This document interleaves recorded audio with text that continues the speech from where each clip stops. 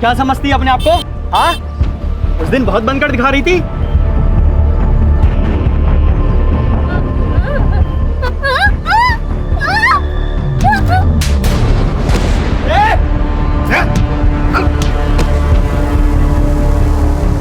शर्म नहीं आई तुम लोगों को ऐसी घटिया हरकत करते हुए? और आप लोग भी क्या क्या खड़े खड़े तमाशा देख रहे? ठीक हो? चलो मैं तुम्हें घर छोड़ देता हूं।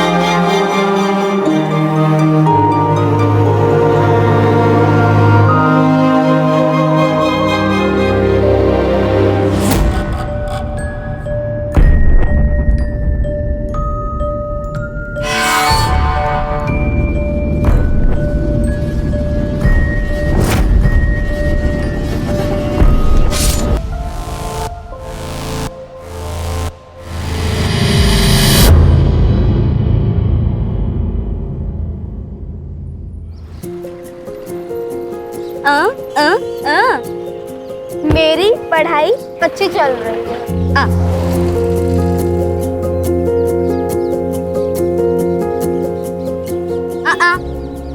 ताई प्लीज चॉकलेट खानी है। ताई प्लीज ना, चॉकलेट चाहिए मुझे।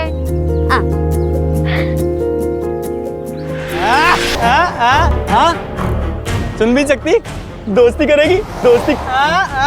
चल चल चल चल चल तुम मेरे ताई को छोड़ो, जाओ इधर से। ए, अपनी मम्मी को जाके बोल दे तेरी ताई शाम को आएगी। चल ताई, चल ताई। खबरदार, अगर इन लड़कियों के आसपास भी देखा मैंने तुम्हें तो तुम सबकी पुलिस में कंप्लेंट कर दूंगी। चलो निकलो यहाँ से। ताई, वो लड़के साइनी का मजाक उड़ा रहे थे। हाँ तो मैं क्या करूं? तुम्हें पता है हमारी जिंदगी ना बहुत अच्छी हो सकती थी अगर ये मनहूस हमारी जिंदगी में ना होती। तुझे क्या लगता है मैं कम परेशान हूँ? कितना अच्छा होता अगर पैदा होते ही मर जाती या अपनी माँ के साथ मर जाती। आप लोग साहिली के सामने ऐसी बातें कैसे कर सकते हो? तुम्हारे घर में नहीं है ना, तब तुम ऐसे बढ़ बढ़ के बातें कर रही हो। अरे तुम्हें पता नहीं कितनी बड़ी बौद्रेशन है ये। ना कुछ सुनाई देता है ना कुछ बोल सकती है। देखो कैसे गाय की तरह दिन भर बस चढ़ती रहती है। कैसे ना हमारी गलती हो गई, हमें ना इसे बोर्डिंग स्कूल में डाल देना चाहिए था। नहीं तो क्या है वो, हाँ, मूक बधिरों के स्कूल में डाल देना चाहिए था।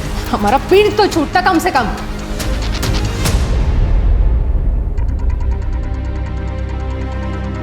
आप लोग ऐसी बातें कैसे कर सकते हो? आप जानते हो वो एक स्पेशल चाइल्ड है।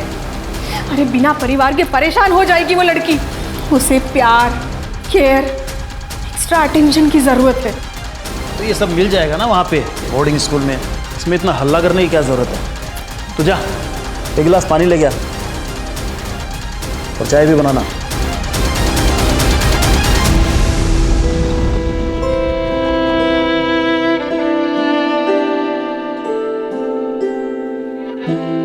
मम्मी पापा तुझे दूर भेजने चाहते। हाँ हाँ हाँ हाँ हाँ हाँ। ताई, अब आपको कैसे समझाऊं?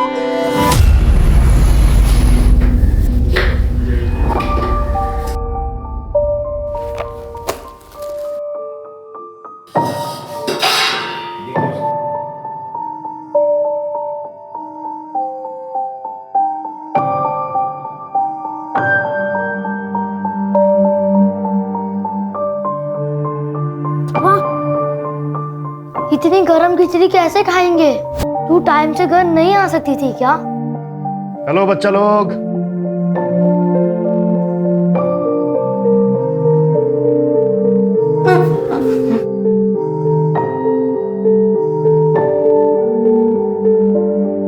रोहिणी 3-4 घरों में झाड़ू, पोछा, कुटके का काम करती है ताकि उन पैसों से तुम्हें खिला पिला सके और स्कूल भेज सके। तो तुम्हें उसकी कदर करनी चाहिए, शिकायत नहीं।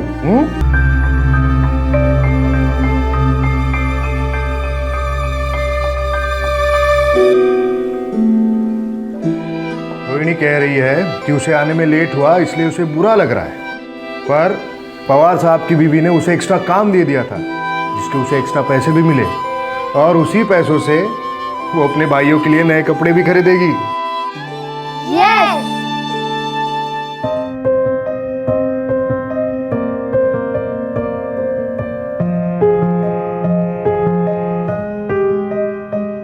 रोहिणी, मैंने एक एनजीओ में बात की है, वो तेरे 2 भाइयों के पढ़ाई को स्पॉन्सर करने के लिए तैयार है। एक बार स्पॉन्सर आ गए तो तेरे पैसों की समस्या खत्म हो जाएगी।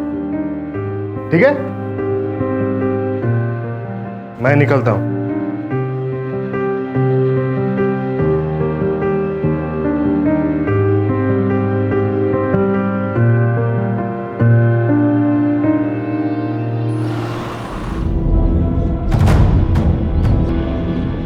नमस्कार वहिनी. अरे कसे हो? चिमाजी भाऊ या ना. कसे आहात? मी मस्त.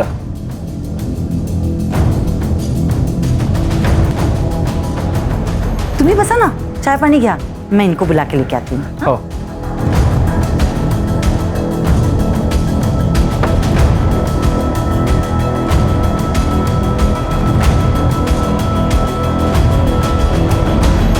चिमाजी भाऊ कसे आहेत? मी ठीक. बस देख संतोष, तू मेरा दोस्त है, इसी नाते मैंने तेरे दोस्त की मदद की, पर तब से वो गायब है, मेरा फोन भी नहीं उठा रहा है वो. देख तू उसे बोल दे कि ठीक से बर्ताव करे, वरना हिसाब चुकाना मुझे अच्छे से आता है, समझा? अरे नहीं नहीं, आप ऐसा कुछ नहीं करेंगे. अब मैं उससे बात करके समझाता हूँ. पवार साहब आ गए. नमस्ते. नमस्कार पवार साहेब. नमस्कार नमस्कार. चले.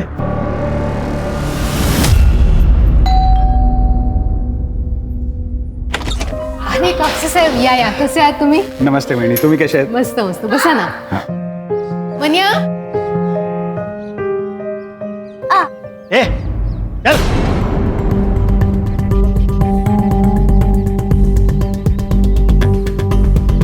वो बता कैसा है? कैसा है तू? बड़ा सरदर्द है यार, पता नहीं कब पीछा छूटेगा इससे. तेरे प्रॉब्लम का सलूशन है मेरे पास. जरा बाहर आ. आता हूँ.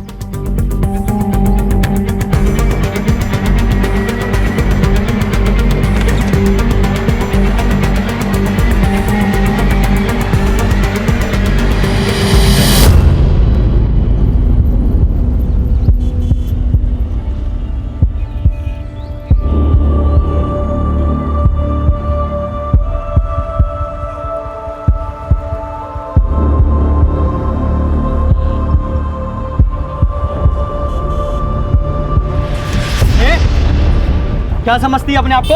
हाँ, उस दिन बहुत बनकर दिखा रही थी.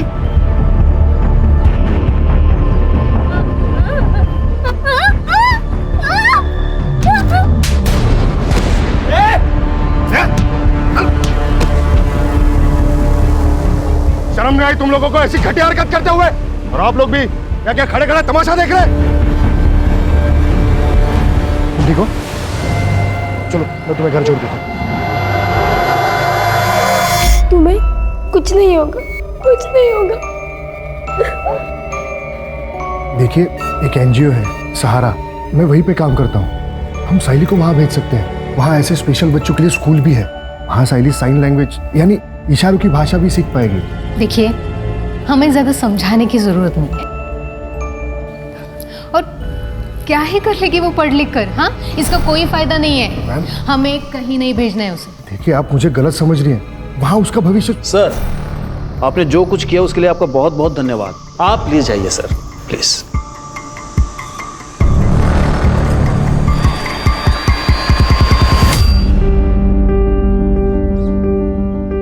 ताई, आज हमारे लिए क्या लेकर आओगी? पवार मैडम तीर्थ यात्रा पे गई है, जब वो वापस आएगी तब ताई को काम का एक्स्ट्रा पैसा मिलेगा, तभी ताई हमारे लिए कुछ खरीद पाएगी। वाव, कैंडी! ताई, तू दुनिया की बेस्ट ताई है।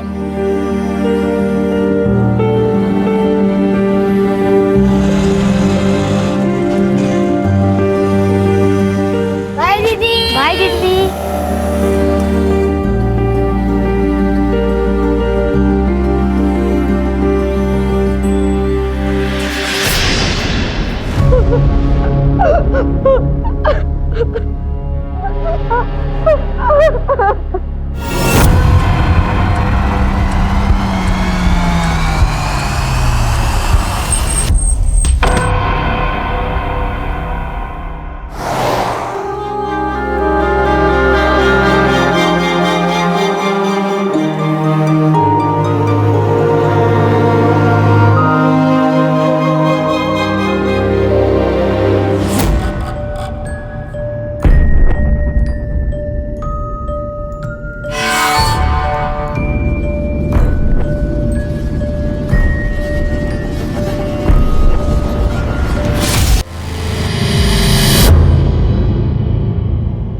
रोना मत बेटा।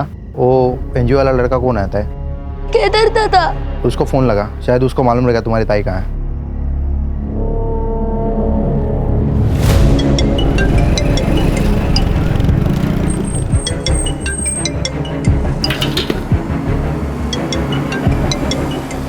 हेलो हेलो केदार दादा, ताई काम से अब तक नहीं आई है, हमें बहुत डर लग रहा है। और मैं तो अभी पुणे के बाहर हूँ। अच्छा रुको, मैं जल्द से जल्द वहाँ आता हूँ, ठीक है? ठीक है। ये दोनों रोहिणी के भाई हैं और ये रोहिणी सुन बोल नहीं सकती है। जी।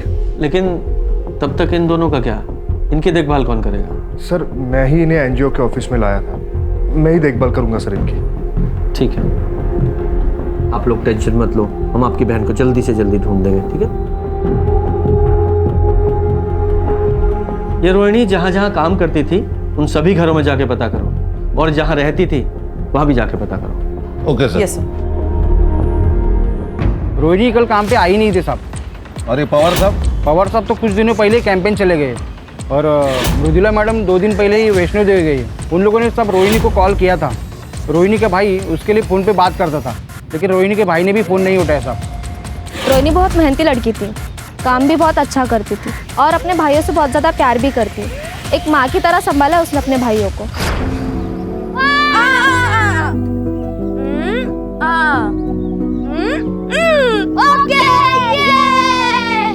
कभी कभी रोहिणी को घर आने में देर हो जाती थी। दोनों लड़कों को बहुत भूख लगती थी, इसीलिए रोहिणी ने एक तरीका निकाला था।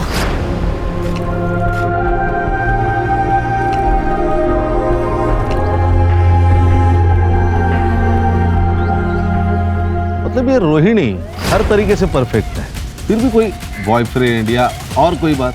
नहीं ऐसा कुछ नहीं था, लेकिन मुझे कभी कभी ऐसा लगता था कि रोहिणी और उस एनजीओ वाले लड़के केदार के बीच में कुछ तो चल रहा है। वो दोनों एक दूसरे को ऐसे देखते थे जैसे उन दोनों में प्यार हो। लेकिन किसी ने भी श्योरिटी के साथ ये नहीं कहा है कि केदार उसका बॉयफ्रेंड है, राइट? सर फिर भी हमने केदार को क्वेश्चनिंग के लिए बुलाया है। वो सीसीटीवी का क्या हुआ? सर बस्ती या उसके आसपास तो कोई सीसीटीवी नहीं है, लेकिन हाँ सर बस्ती के बाहर एक मेडिकल शॉप है, वहाँ का फुटेज मिला है। ये देखिए सर, ये देखिए, ये देखिए सर, ये रोहिणी का रोज का रूट है। इसी रास्ते से वो हर रोज काम पर जाती है। सर हम पवार के घर पे भी गए थे, उसके वॉचमैन से पूछताछ की, सीसीटीवी भी चेक किया, लेकिन रोहिणी उस दिन उसके घर नहीं पहुंची थी। इस केस में सबसे बड़ा प्रॉब्लम यह है कि रोहिणी सुन बोल नहीं सकती है, ना ही वो मोबाइल इस्तेमाल करती है जिससे उसकी लोकेशन या उसके बारे में पता चल सके। इनफैक्ट चैट का तो सवाल ही नहीं पैदा होता। इस केस को पुराने तरीके से सॉल्व करना पड़ेगा। पर साइली तुम्हारा अपना खून है। तो क्या हुआ? गंदा खून है, मुझे नहीं चाहिए ये अपने घर में। मुझे लड़का चाहिए, और नंदिनी को भी।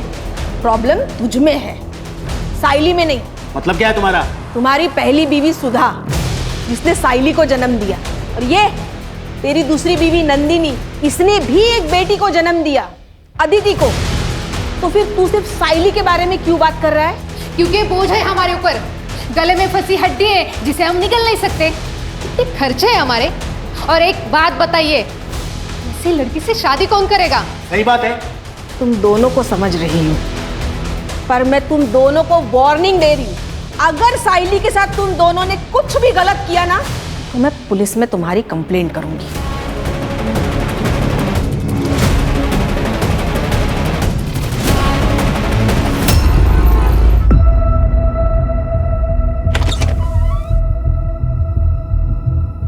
कहाँ है तेरा बाप?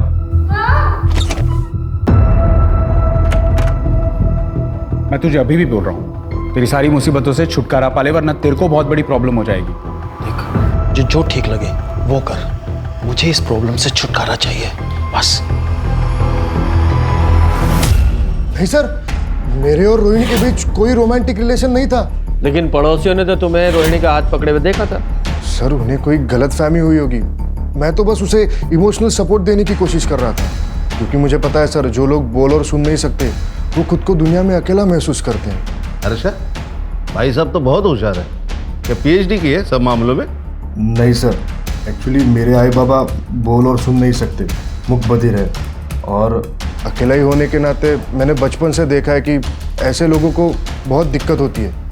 इसलिए सर मैंने बचपन में ही सोच लिया था कि मैं ऐसे लोगों के लिए कुछ करूँगा। इसलिए सर मैंने एनजीओ ज्वाइन किया।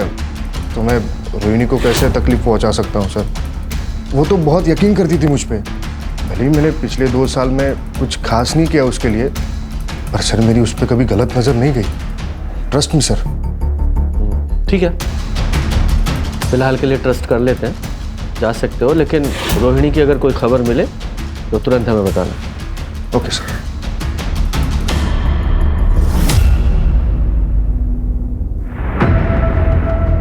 ये रोहिणी जा कहाँ सकती है? अभी तक एक भी क्लू हाथ नहीं लगा है।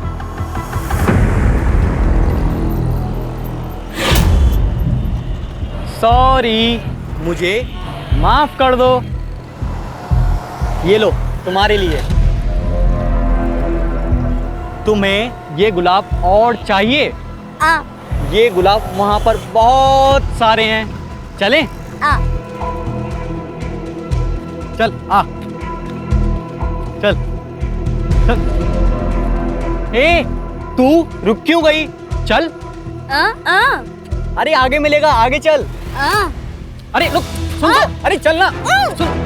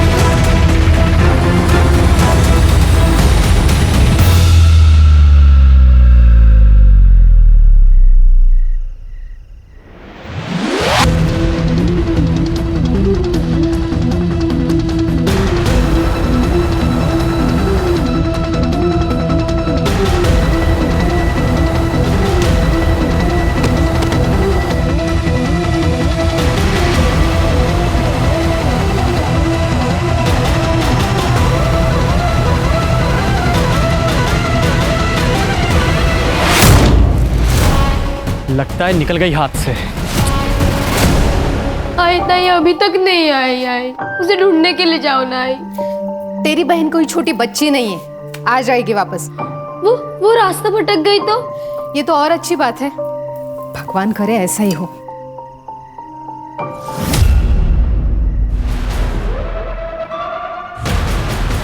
नहीं मिली, एक काम करते हैं, पुलिस के पास चलते हैं। नहीं, ये तो हमारे लिए अच्छा है ना, हम बस चुप रहेंगे। अदिति अगर पूछेगी तो उसे क्या जवाब देगा? आप उसकी चिंता मत कीजिए, मैं अदिति को संभालूंगी।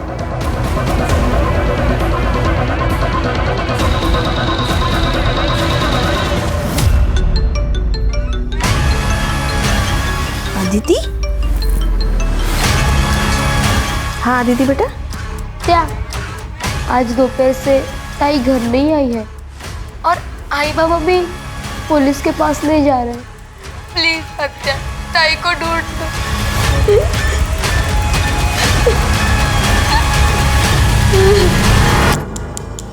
ये सायली 16 साल की है, सायली मूक बधिर है।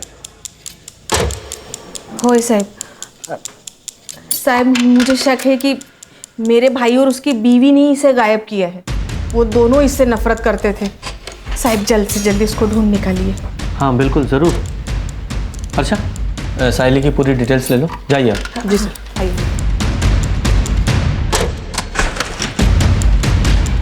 सर कहीं ये केस रोहिणी से कनेक्टेड तो नहीं है? क्योंकि दोनों लड़कियां अमुक बधिर है और दोनों का एज ग्रुप सेम है। हाँ लेकिन अभी ये अनुमान लगाना ठीक नहीं होगा। पहले चल के सायली के माँ बाप से मिलते हैं। ओके।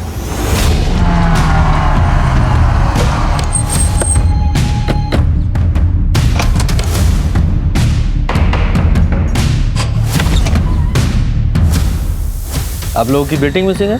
हाँ सर, वो कल शाम से घर नहीं आई है। उसे ढूंढ दो। वो बहुत बोली, बोल और सुन नहीं सकती। आदित्य बेटा चल, तू अंदर चल, हम लोग बात कर रहे हैं ना। के शांत होइए। अब बेटा इधर। अरे अरे सर चिंता की ऐसी कोई बात नहीं है। वो मेरी बहन के यहाँ गई होगी सर, हम उसको फ़ोन करने वाले ही थे। ओ भाई साहब, आपके बहन ने ही थाने में कंप्लेंट लिखवाई है। सुन लिया? अब सीधे सीधे बताइए पूरी बात क्या है, वरना सीधे पुलिस स्टेशन में ले जाके बंद कर दूंगा। और तुम्हारी बहन ने सब कुछ बताया हमें। ये सच है कि मैं सायली को यहाँ से दूर बोर्डिंग स्कूल में भेजना चाहता था, लेकिन इसका मतलब ये थोड़ी है कि उसके गायब होने में मेरा हाथ है सर। अच्छा, उसे कोई परेशान कर रहा था? हाँ, वो लड़का है ना मंदार। अपनी मम्मी को जाके बोल दे तेरी ताई शाम को आएगी। चल ताई, चल।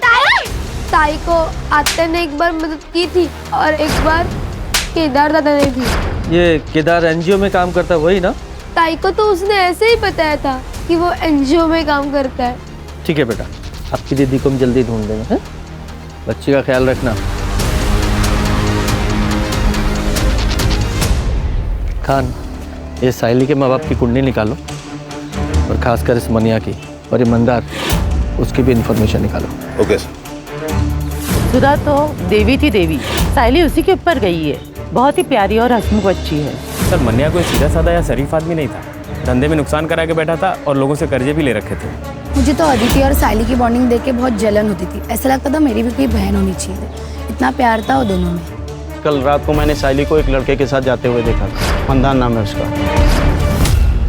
तो मंदार का फोन बंद आ रहा है? हाँ सर, और ये मंदार उसके घर पर भी नहीं। उसके पेरेंट्स ने कहा 1 हफ्ते से गायब है। 1 हफ्ते से लड़का गायब है और माँ बाप को चिंता ही नहीं है कि कहाँ चला गया। सर उसके पेरेंट्स ने कहा कि उनका लड़का आवारा है, दोस्तों के साथ कई दिनों तक गायब रहता है। सर मैं एनजीओ गई थी रोहिणी के भाइयों के बारे में पता करने, तो ये एनजीओ तो 2 दिन पहले ही बंद हो चुका है और दोनों भाई भी गायब है और ये केदार वो भी गायब है। इस केस में हमारे पास 2 सस्पेक्ट हैं और दोनों ही मिसिंग हैं। सर जंगल में एक डेड बॉडी मिली है।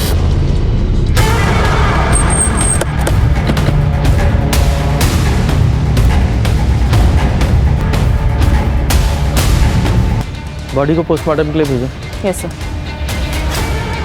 हाँ, अगर ये दोनों केस कनेक्टेड है तो सायली भी खतरे में है।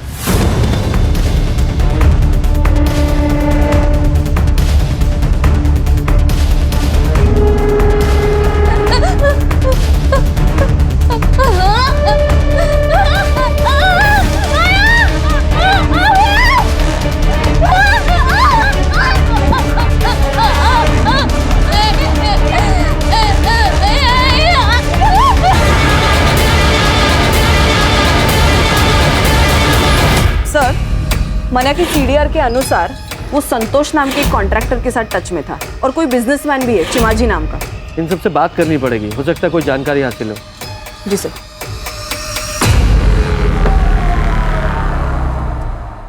सर मन्या का अच्छा दोस्त होने के नाते जब मन्या को नुकसान हुआ तो मैंने उसे मदद की थी। चीमा जी से मैंने उसे 25 लाख रुपए दिलवाए थे। गलती हुई जो मैंने उसे लोन दिया, इंटरेस्ट तो मिला नहीं, उल्टा मेरा पैसा लटक गया। सर मैंने गारंटी ली थी, मैं बहुत प्रेशर में आ गया था, इसलिए मैं बार बार उसे कॉल करता था और मिलता था और उसे बोलता था पैसे दे दे पैसे दे दे। यार मैं चीमा जी को क्या जवाब दूँ? अब मैं अपने एसेट्स बेच के तो तेरी लोन पे नहीं कर सकता ना।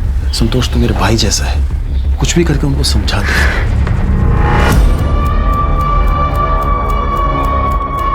खान, इन लोगों के पास मोटिव तो है साइली को उठाने का, ताकि मनिया पैसे वापस कर सके। नजर रखना इन दोनों पे। सर, ये केदार का फोन अभी अभी स्विच ऑन हुआ है हाईवे के पास। चलो। ये मोबाइल कहाँ से मिला? सब रास्ते में गिरा हुआ था, मैंने उठा लिया। चलो दिखाओ वो जगह। सब यहाँ मिला हुआ था।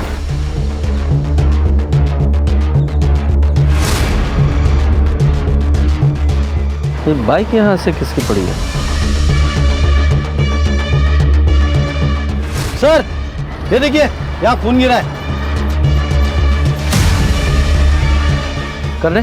हाँ। इस ब्लड का सैंपल लो और लैब में भेजो। सर। हाँ, तो इस बाइक की डिटेल निकालो।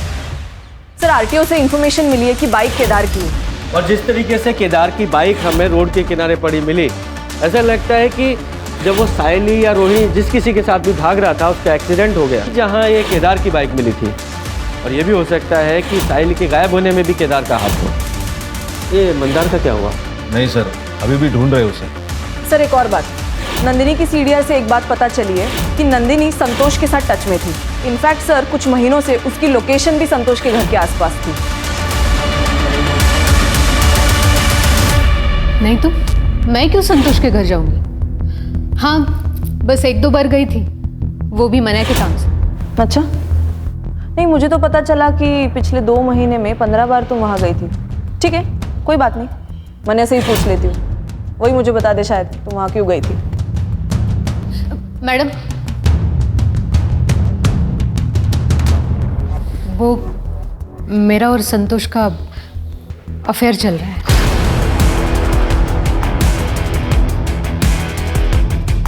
मने और मैं हमेशा से एक बेटा चाहते थे। इनके खानदान में कभी कभार ही बेटे होते हैं। मनिया के बड़े भाई जो औरंगाबाद में रहते हैं, उनकी भी 3 लड़कियां हैं, लेकिन संतोष के 2 बेटे हैं जो बोर्डिंग स्कूल में पढ़ते हैं, और उसका बड़ा भाई, उसे भी 2 बेटे हैं। मैं मनिया को बेटी का गिफ्ट देना चाहती थी, बस इसके लिए मैंने संतोष के साथ अफेयर शुरू किया। इसके अलावा मुझे संतोष से कोई लेना देना नहीं। विचित्र बात है ना कि पति को लड़का गिफ्ट करना है तो पति के दोस्त के साथ ही अफेयर कर डाला। वाह, कमाल है। सर, नेक्स्ट लेवल की पतिव्रता है। ये डेली सोप के सीरियल के लिए नया सब्जेक्ट मिल गया। सर, रोहिणी की पीएम रिपोर्ट। रोहिणी की मौत हुई है 19 नवंबर को रात को 10 से 12 बजे के बीच, और रीजन ऑफ डेथ है मल्टीपल स्टैब वुंड्स। रोहिणी 2 हफ्ते प्रेग्नेंट थी, तो ये प्रेगनेंसी तो नहीं उसकी मौत का कारण? पॉसिबल है सर। केदार के बारे में इंफॉर्मेशन मिली, वो सिटी हॉस्पिटल में एडमिट है। पिछले हफ्ते उसका एक्सीडेंट हुआ था, फ्रैक्चर भी है। और एक बात सर, एक बाइक के पास जो ब्लड साइन मिले थे वो केदार के हैं। एनजीओ तो बंद हो गया है सर, क्योंकि वहाँ की लीज खत्म हो गई थी और ओनर ने उसे रिन्यू करने से मना कर दिया था, क्योंकि किसी बिल्डर से उसे उस ज़मीन के लिए अच्छे ऑफर मिल रहे थे। इसलिए रातों रात सर एनजीओ बंद कर दिया गया। रोहिणी के दोनों भाई कहाँ हैं? सर, एनजीओ को टेम्पररी बेसिस पे पुणे शिफ्ट कर दिया गया है। तुषार और तन्मय सर दोनों वहीं पे हैं। मैं पुणे जा ही रहा था कि हाईवे पे मेरा एक्सीडेंट हो गया। भला उन लोगों का जो मुझे हॉस्पिटल लेके आए। तुम्हें पता है? और वो साहिली वो गायब है। वह तुषार और तन्मय को कैसे बताऊंगा कि बहन मर गई?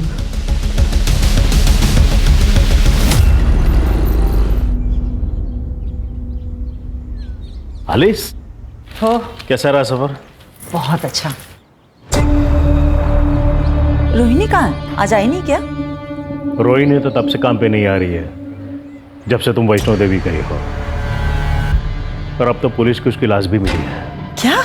पुलिस ने बताया कि रोहिणी का रेप और मर्डर हुआ है। ये तो बहुत बुरा हुआ अविनाश। आप किसी भी हाल में उसके कातिल को ढूंढवाओ और उसे सजा दिलाओ। अपने पूरे पावर का इस्तेमाल करो और उस बेचारी को इंसाफ दिलाओ। पुलिस जांच कर रही है, एक बार उसे पकड़ ले, फिर मैं पूरी कोशिश करूंगा उसे जल्द से जल्द सजा दिलाने की। सर, केदार सच बोल रहा था। पुणे पुलिस ने भी कंफर्म किया है कि एनजीओ टेम्पररी बेसिस के लिए वहां शिफ्ट हो गया, और रोहिणी के दोनों भाई तुषार और तन्मय भी वहीं पर थे। Thank God.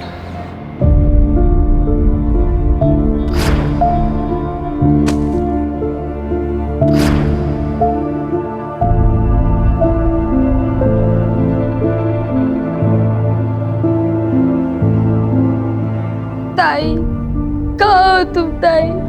जल्दी वापस आओ ना।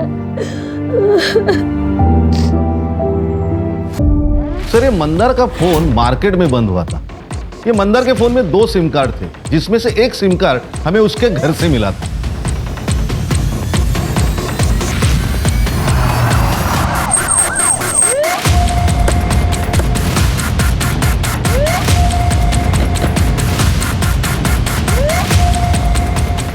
सर, यही लोकेशन है। चलो चेक करो। जी सर।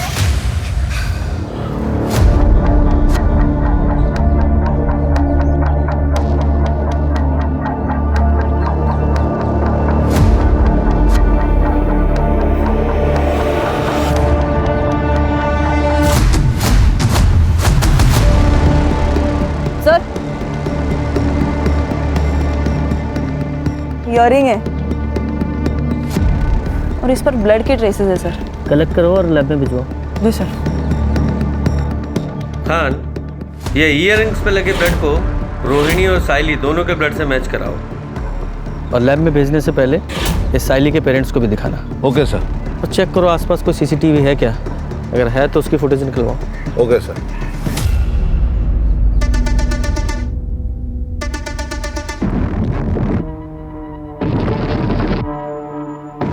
ये तो मेरे ताई के हैं, आप उन्हें लेके नहीं आए?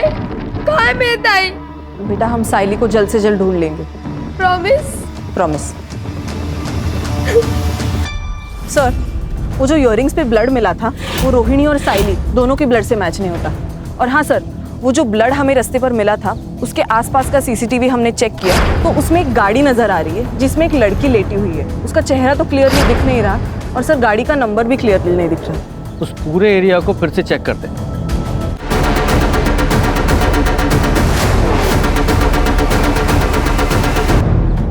ताला बंद है। सड़े, ताला तोड़ो।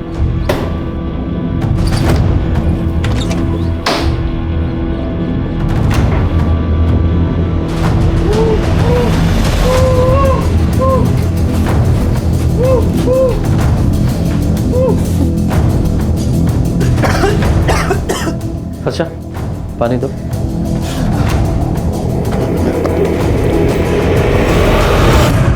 तुझे यहाँ किसने बांध के रखा है? उस रात जब मैं साइनी के साथ था तो मुझे किडनैप कर लिया गया।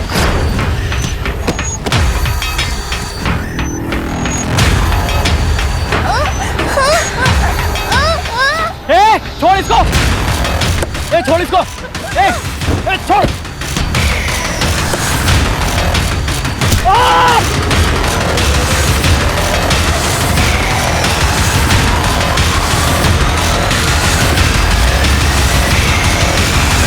और जब मेरी आँख खुली तो मैं यहाँ था।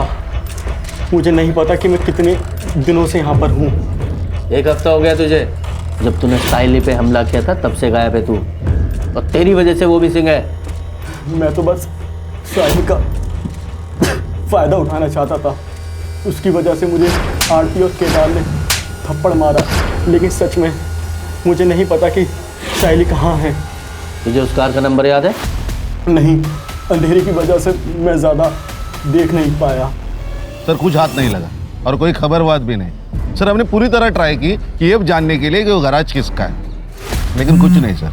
और वो एरिया भी पूरी तरह छान लिया, साइली का भी कुछ पता नहीं। हाँ, क्या सर? हाईवे के पास एक लड़की मिली है बेहोश हालत में और उसका डिस्क्रिप्शन भी साइली से मैच होता है। अच्छा, तुरंत वहाँ जाओ।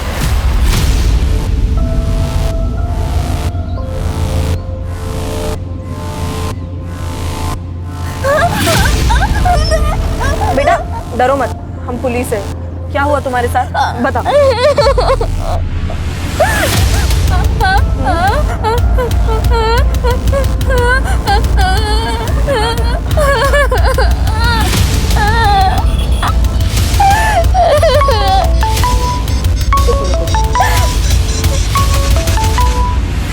हेलो सर, हम साइली को मेडिकल टेस्ट के लिए लेके जा रहे हैं। और हाँ सर, हमें शायद केदार की मदद लगे। ये क्या कह रही है कुछ समझ नहीं आ रहा सर। Yes sir. सर, साइली की मेडिकल रिपोर्ट से तो ये बात क्लियर है कि उसके साथ मल्टीपल रेप्स हुए हैं। केदार। हाँ सर। सवाल पूछो जरा। Yes sir.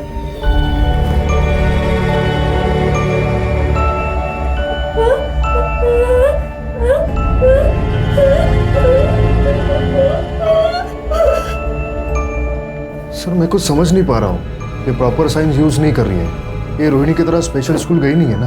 तो फिर कौन है जो इसकी भाषा समझ सकता है? सर मुझे पता है कि हमारी मदद कौन कर सकता है।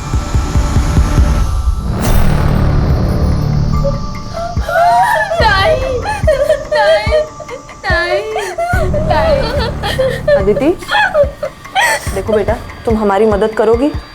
तुम्हारी ताई क्या कहना चाह रही है हमें बताओगी प्लीज? ताकि हम उसके असली गुनहगारों को पकड़ सके। पूछो उसे क्या हुआ था। क्या हुआ था? ताई कह रही है कि वो एक छोटी सी गंदी सी जगह पे थी, वहाँ बहुत अंधेरा था और एक चारपाई थी और वहाँ 3 आदमी थे। बाद में क्या हुआ, वो 3 आदमी ताई के साथ बहुत गंदा काम करते थे और कल उस चौथे आदमी ने ताई को छोड़ दिया और कहा भाग जाओ। ताई भागी भागी बहुत भागी और भागते भागते बेहोश हो गई। बेटा जरा अपनी ताई से पूछो कि उस चौथे आदमी का चेहरा याद है क्या? उसका स्केच बनवा सकती है? तुम उस चौथे आदमी का स्केच बनवा सकती हो?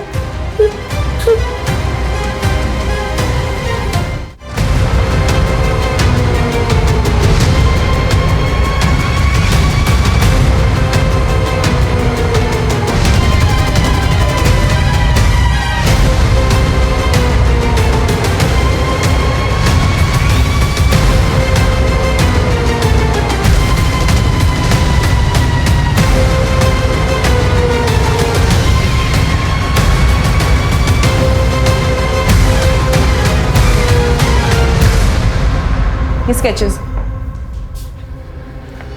ये संतोष कापसे, चिमाजी गांवकर, अविनाश पवार और ये चौथा आदमी सर। बबलू, ये संतोष का ड्राइवर कम सर्वेंट। इन चारों को उठा के लाओ अभी के अभी। तुम चारों खुद से बोलना शुरू करोगे या हम अपने तरीके से को बुलवाएं? बोलो। सर हम तीनों ने इससे पहले भी अपने अपने घरों के मेड के साथ कई बार रेप किया है और फिर हम उन्हें अच्छे पैसे भी देते थे ताकि वो अपना मुंह बंद रखें। सर हमें कम उम्र की लड़कियों के साथ रेप करने में हमें बहुत मज़ा आता है। और फिर एक दिन पवार साहब ने हमें एक मूक बधिर लड़की रोहिणी के बारे में बताया था। और सबसे बड़ी बात, वो किसी को बता भी नहीं सकती कि हमने उसके साथ क्या किया है। सर बबलू मेरे भरोसे का ड्राइवर कम नौकर है। उसने रोहिणी को पवार साहब के घर जाने से पहले ही किडनैप कर लिया।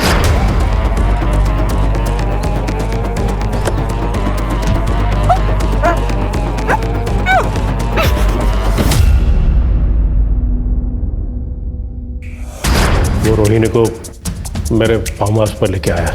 हम तीनों ने उसका रेप किया।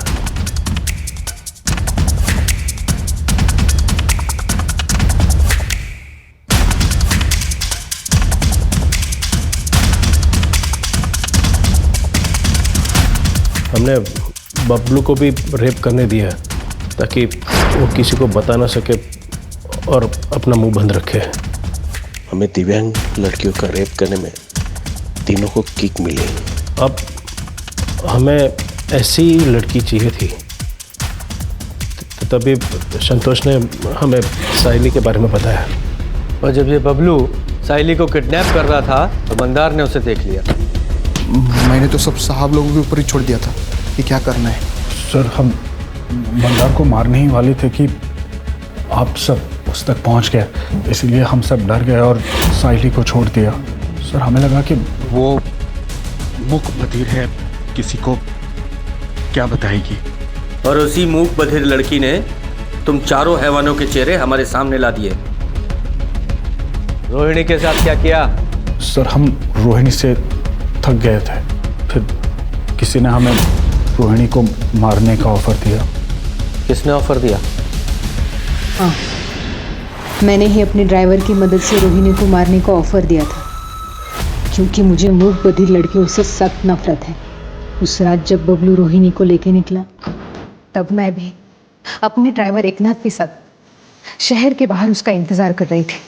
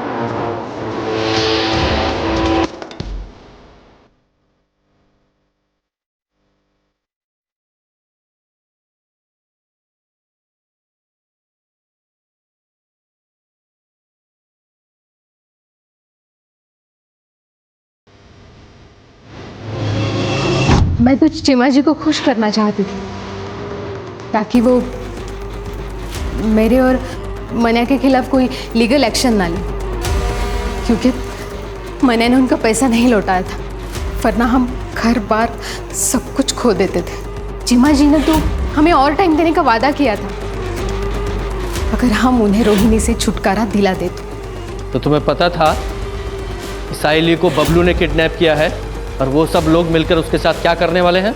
मुझे बस इतना पता था कि साइली का हमारी जिंदगी से जाना हमारे लिए सबसे अच्छी बात है। सर, केदार का जो एनजीओ है सहारा, उसे अब एक नई जगह मिल गई है, साइली का घर। मन्या ने खुद अपने मन से उसका घर एनजीओ को दे दिया, वो भी फ्री में। और ये एनजीओ साइली को भी मदद करेगी और इसमें आदित्य हाथ बटाएगी। और एक केदार, ये भी बहुत खुश है सर। हमें अपनी सोसाइटी में केदार जैसे लोगों की जरूरत है, ताकि आगे जाके पुलिस को भी हेल्प हो। सही कहा सर।